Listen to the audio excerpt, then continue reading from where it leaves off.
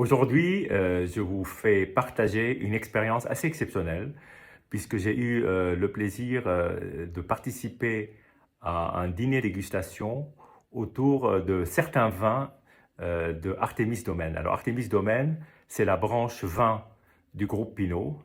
Elle est dirigée par Frédéric Angerer. C'était Frédéric Angerer qui était là pour nous présenter les vins.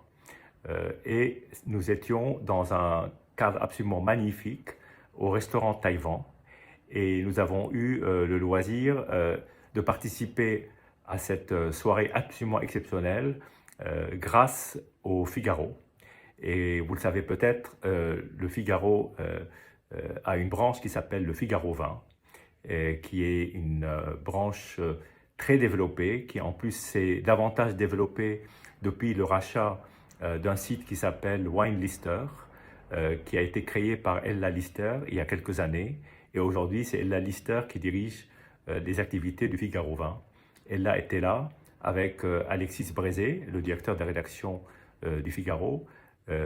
Nous avions aussi la présence du propriétaire de Taïwan ainsi que du chef et bien entendu Frédéric Angerer qui a été notre fil rouge conducteur pendant toute la soirée, de l'apéritif jusqu'à la fin du repas. D'ailleurs, nous avons commencé par un Jackson, un champagne Jackson, c'est la cuvée 747. Et nous avons terminé le repas avec du Jackson. Et là, c'était Dizzy Terre Rouge 2014, un millésimé. Jackson fait partie depuis peu d'Artémis Domaine. C'est la famille Chiquet à la base qui a recréé cette maison qui sort des bouteilles numérotées en fonction de la cuvée. Et en fait, nous avons dégusté la cuvée 747. Comme nous l'a dit avec beaucoup d'humour Frédéric Angerer, il n'y a aucun partenariat prévu avec Boeing et Artémis Domaine. Donc l'apéritif s'est déroulé dans un salon absolument superbe où nous avons effectivement pu commencer à rentrer dans le vif du sujet avec les interventions des différents intervenants à la fois du Figaro, la présentation du chef de Taïwan et aussi les toutes premières paroles de Frédéric Angerer. Ensuite, nous sommes passés à table. Il y avait 4 tables et nous étions répartis en tant que convives, on va dire, allez, entre 25 et 30 personnes, donc plutôt intime. Et Frédéric Angerer est intervenu plusieurs fois. Alors, Artémis Domaine, bien entendu, est surtout connu pour le Château Latour. C'est leur unique propriété dans le Bordelais. Et quelle propriété? Parce qu'il s'agit d'une des plus prestigieuses. Elle est au sommet, qu'on peut l'être Pétrus ou qu'on peut l'être Mouton ou Margaux. C'est une institution, bien entendu, et nous avons eu le plaisir de déguster 5 vins du domaine, je reviendrai là-dessus. Aussi, nous avons eu du Château Grillé, qui est un cru monopole qui est situé en Rhône-Nord, qui est encerclé par Condrieu, littéralement. C'est comme un amphithéâtre. Et nous avons aussi dégusté à l'aveugle de vin, et donc je reviendrai là-dessus. Alors, Artémis Domaine, c'est un grand domaine dans le Bordelais, 2+1 domaines en Bourgogne. J'ai dit 2+1 parce que le dernier a été acquis tout récemment. Donc, d'abord, le domaine d'Eugénie, qui a été construit à partir du domaine René Angèle. Le domaine René Angèle est un des plus grands domaines historiques de Vaulnes-Romanée. D'ailleurs, aujourd'hui, même quand circulent des bouteilles de René Angèle, c'est quasi mythique. Et donc, le domaine d'Eugénie a repris le patrimoine de René Angèle à sa retraite, au moment où René Angèle a vendu justement à Artémis Domaine. Et aujourd'hui, ça fait partie d'un des plus beaux patrimoines en Côte de Nuit, donc je dirais plutôt en Bourgogne Nord, donc en Côte de Nuit. Ensuite, deuxième propriété, c'est le Clos de Tare.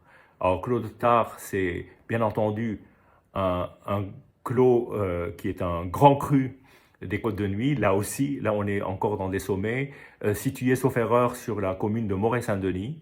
Et il s'agit d'un des référents en grand cru. Et puis plus récemment, Artémis Domaine a acquis le domaine Bouchard. Alors, domaine Bouchard, c'est un patrimoine énorme qui a des vignes en Côte de Nuits, mais surtout qui est connu pour ses vignes en Côte de Beaune et en particulier la vigne de l'Enfant Jésus en Beaune, qui est une cuvée absolument mythique. Et donc, c'est une addition assez colossale par rapport au patrimoine bourguignon que possédait déjà Artémis Domaine. Puis il y a donc ce château grillé sur lequel je vais revenir pour vous donner mes notes de dégustation.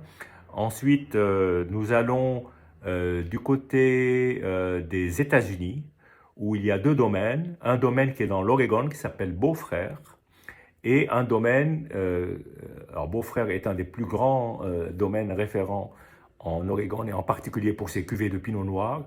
Et ensuite, en Napa, le domaine Eisele, E-I-S-E-L-E, Vineyards. Et là, il y a des cuvées absolument extraordinaires parmi les plus belles de la Napa. Donc, un Champagne, un Rhône-Nord, 3 Bourgognes, un Bordeaux, 2 Américains. On ne peut pas faire plus diversifié. Peut-être demain un vignoble dans un autre coin du Nouveau Monde, qui sait. En tout cas, il y a de quoi faire avec ces 8 domaines. Et donc, nous avons commencé par ce Champagne Jackson 747 que je connaissais déjà, qui est absolument superbe. Et ensuite, nous sommes passés à table. Alors, à table, nous avons commencé par Château Grillé 2019, Château Grillé 2016. Alors, Château Grillé, comme je le disais, c'est une enclave dans le Condrieu. C'est considéré par Kurnonski comme un des plus grands vins du monde, qui est classé en même temps que la Coulée de Serran, que je parle des blancs de Montrachet, de Château d'Yquem, et je dois oublier un ou deux autres. Je crois qu'il y a le vin de Constance d'Afrique du Sud. En tout cas, c'est un vin mythique. Ce sont des vins de très longue garde.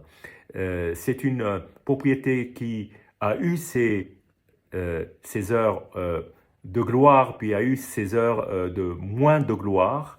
Et je pense qu'une des raisons pour laquelle Artémis Domaine a racheté Château Grillé, c'est pour faire revivre ce superbe patrimoine. Il y a un terroir très particulier qui est différent du reste de Condrieu, et c'est pas pour rien que Château Grillé est devenu une appellation, une des plus petites appellations de France. Alors, 2019-2016, je commence par 2016 qui était absolument superbe, d'une tension et d'un côté presque un peu liqueur,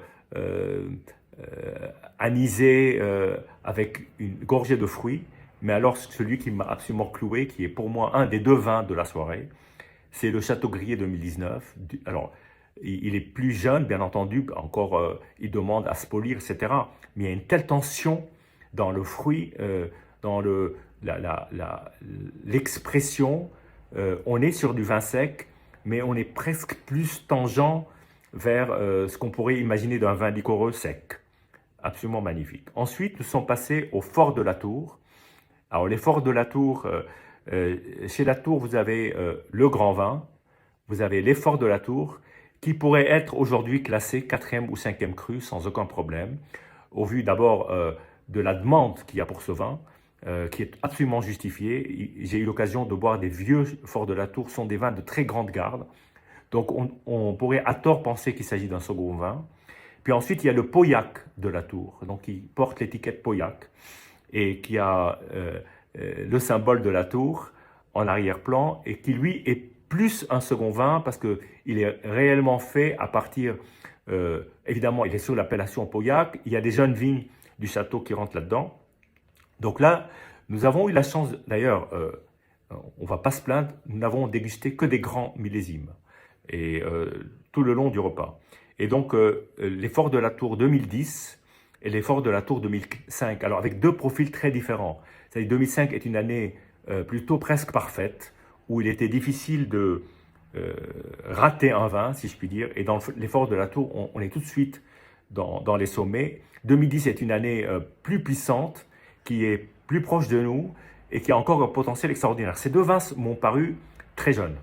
Ensuite, nous sommes passés à deux grands vins de Château-Latour, donc là on est vraiment dans le sommet, sur deux magnifiques millésimes, 2009 et 2000. Alors 2009, une puissance absolument hallucinante, avec un côté cèdre, un côté tabac, mais un fruité encore extrêmement présent. Et là, le choc pour moi, je pense que c'est un des plus beaux vins que j'ai bu depuis pas mal de temps, c'est Latour 2000. Alors peut-être qu'il est davantage près que le 2009, mais là j'ai été vraiment absolument impressionné par la puissance, la douceur, la complétude de ce vin, l'équilibre. Je pense que dans ce vin, il n'y a rien qui dénote. C'est la perfection, c'est le vin. Alors sur le 2009, on peut peut-être faire on peut avoir quelques toutes petites réserves sur l'équilibre entre déjà l'élevage, l'intégration, tout cela. Mais dans le 2000, on atteint la perfection.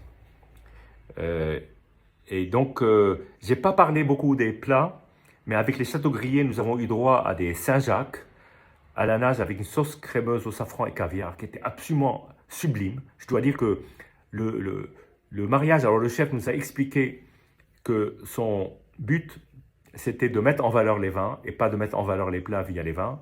Et là, le pari est absolument largement remporté haut la main. Face au Fort de Latour, nous avons eu un rouget parfumé au jambon noir de Bigorre. Moi, j'adore l'alliance du jambon type pâte negra, ce qui est le cas du jambon noir de Bigorre, avec le rouget, ou même avec du Saint-Pierre, ou même avec du bar. Je trouve que l'alliance mer et montagne est absolument bien choisie, avec des girolles. Et face aux deux grands vins du Château Latour, du bœuf au charbon, donc un bœuf en croûte, presque un peu noir, mais à l'intérieur, encore belle couleur de viande rouge, avec un millefeuille en ragoût. Alors ce millefeuille, c'est comme un millefeuille de pot-au-feu, avec une sauce au vin qui était absolument superbe. Ensuite, avec le reblochon et le Saint-Nectaire, tous les deux fameux, ce sont deux parmi mes vins, lapsus, parmi mes fromages préférés. Là, à la fois le reblochon et le Saint-Nectaire étaient absolument top. Et nous avons eu deux vins servis à l'aveugle. Donc là, il fallait juste donner ses commentaires. On n'était pas là forcément pour deviner, mais la plupart des convives, moi inclus, avons opté pour le deuxième vin, pour un vin californien. Évidemment, on sait que ça venait du portefeuille d'Artémis. Et donc là, nous étions sur du Napa. Effectivement, c'était l'ICL Vineyards Cabernet Sauvignon 2016, face à un Château Latour de la même année, 2016. Alors évidemment, comparer dans un même millésime une sorte d'horizontale de vins aussi éloignés l'un de l'autre est une gageure. Le Latour 2016 qui n'est pas encore mis en bouteille, comme vous le savez peut-être, mais Château Latour est sorti du système des primeurs. Donc des sites, quand ils veulent mettre en bouteille les vins, enfin quand ils veulent mettre, ils les mettent déjà en bouteille, mais quand ils veulent les mettre dans le commerce. Donc d'abord il y a le Fort de Latour, d'abord il y a le Pauillard qui sort, puis ensuite il y a le Fort de Latour et plus tard le Grand Vin. Donc là en Grand Vin nous sommes au 2017, le 2016 n'est pas encore sorti, et là nous avons eu la chance de goûter le 2016. Et là effectivement c'était superbe, alors, très jeune, très jeune, dans un profil très différent de 2010 et très différent de 2000, très sur le fruit, énormément sur le fruit. L'élevage à peine perceptible, je pense que c'est quand même assez étonnant, face à on va dire, un mastodonte qu'est le ICEAL 2016, qui lui était d'une puissance, alors toute Napa, très concentrée, du jus, quoi, du jus noir. La couleur était très différente, beaucoup plus bordelaise, bien entendu, dans le cas du Latour. Et nous avons terminé avec un magnifique dessert, un vol au vent à la vanille, avec le champagne Jackson d'Easy Terre Rouge 2014, absolument superbe. Alors j'ai eu l'occasion d'être à deux tables différentes. La première, celle de Frédéric Angérer, où nous avons pu échanger sur ce qu'est bien évidemment Latour, parce que Latour était vraiment la star de la soirée, bien entendu, sans évidemment faire de l'ombre ni à Châteaubriand, ni au Fort de Latour, ni bien entendu à ICEAL. mais c'était vraiment la star. Nous avons eu droit à 3 magnifiques millésimes, dont le 2000 qui me laisse vraiment extrêmement impressionné. Et j'ai eu l'occasion donc d'échanger avec Frédéric Engeret, en particulier autour de mon expérience d'un Magnum dont vous retrouverez la vidéo sur ce canal. Je ne vous en dis pas plus. Si vous l'avez déjà vu, donc vous comprendrez. J'ai eu une petite mésaventure, mais qui s'est bien terminée avec un Magnum du Château de la Tour de 1961. Et Frédéric Engeret était très intéressé d'avoir mes impressions, parce que j'en garde un souvenir absolument magnifique. Et surtout, je garde surtout un souvenir magnifique de cette soirée, parce que bon, le Magnum, je l'ai dégusté avec un ami, évidemment pas en présence d'acteurs comme ceux qui étaient là ce soir. En tout cas, ça me donne envie de faire le voyage et d'aller à Pauillac, visiter le Château La Tour, j'espère un jour, en présence de Frédéric Engeret, qui est un homme absolument passionné, qui parle du vin sans, je dirais sans filtre, très directement, qui en parle comme l'inspiration du moment, et c'est ça le plus important. Ce n'est pas un texte écrit, ce n'est pas un livre qui parle, c'est du vécu. Et c'est vrai que j'ai appris entre autres qu'il y avait les plus vieux millésimes du Château La Tour présents encore au château date, je crois, de 1803, qui doit rester 2 bouteilles. Bien évidemment, ce soir-là, nous n'avons pas goûté ces bouteilles-là, et heureux ceux qui le goûteront, peut-être ce siècle, peut-être dans un siècle, on ne sait pas. Voilà. En tout cas, c'était une très très belle soirée, et j'étais heureux de partager ce moment avec vous. Voilà, avec le programme absolument magnifique et la dédicace de Frédéric Engeret, qui me donne rendez-vous à Pauillac. C'est avec plaisir que j'irai lui rendre visite. En tout cas, merci de votre attention. Je vous dis santé, buvez du bon vin, avec modération, mais buvez du bon vin, et à très bientôt.